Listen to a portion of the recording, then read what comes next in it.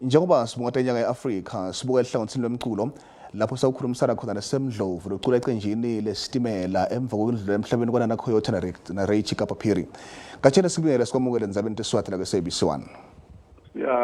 Siyabonga sibingelele kini sibingelele nakubabukeli.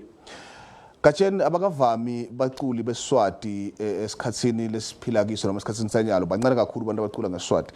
Ngabe wena yini into lokwenda ukuthi uthathe isinqumo sokuthi ucule ngeSwati? Na uthatha lulwimi lwesive ucedzile ngekubulala sive. Thine-ke asinawo emahloni ngekuthi singemaswati. Ngolo lokwenda ukuthi sibone ngathi nasingaloku sikhomba tingalo ukuthi bobani benda lokhu bobani abendi lokhu akunasida.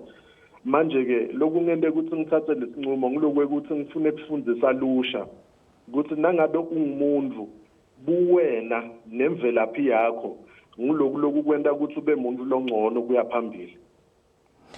Umculo udlala yipi inzima ekuveteni buve bemuntu? Umculo awunabulili, awunalibala, awunamngcele, ufana nemphefumulo ungena noma kuvaliwe. So umculo uyafana nanembeza wesive. Nangabe sibulala umculo, nangabe sitawulo ukuthi sibhala ingoma ngoba titasijayivisa kuphelele lapho. Nalisho nalilanga sitatibuta ukuthi konje njengebantu sivelaphi siyakuphi. Manje umculo udlala leyo nzima ke yekuthi ufundise abantu ukuthi thina singiloku, thina singilaba. Uthi babe Hugh Masekela 20 years kusuka nyalo kuya phambili. Bantwana bethu batawuthi nababutwa ngemasiko nemihambo yabo bathi besingema Afrika.